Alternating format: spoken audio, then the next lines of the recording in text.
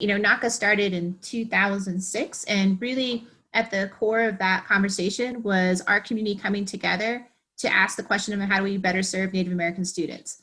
And the driver was our community, and it was families, educators, tribal leaders, business owners, entrepreneurs, anybody who really cared deeply for Native American students, whether that was through their own personal experience or their hope of having their child attend NACA one day. We started with no preconceived idea about what the school would do, how it would function, or what the outcomes would be. But it was through meaningful, significant conversation about that moment in time, grounded in the historical context of our communities, knowing that, the United States education system was, created schools that systematically remove culture, language, identity, and had really preconceived expectations for our communities about what we would do within our lives. So knowing that and feeling that through line all the way up into my own experience as an educator, my own experience as a student,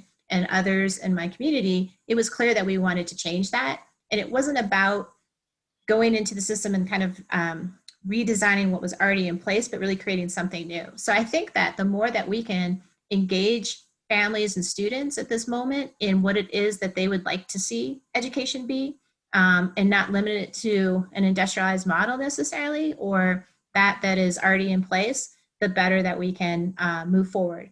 Now, given that vantage point, here we are 15 years later, we're celebrating our 15th year anniversary. I think that, we've seen other Indigenous educators not only talk about the way that schools are created or education can be mapped out, but really what is at the center of how we learn, how we teach, how we support one another. And it's not limited just to, a standardized model of education, but what is Indigenous education? That's another movement that I think applies to all students and families globally, and also within our, our home communities. It's not about kind of a one size fits all model, but it's more about holistic wellness and development of students and families and communities, identity development, understanding that, language and culture and identity is a strength, and that comes that our students and families bring that to the educational process and learning. And then also that we think about college and career in a really different dynamic way. I think that the models around just getting kids to college isn't enough, but it's really about what are the passions that our students and families have and what's the right path to achieve that.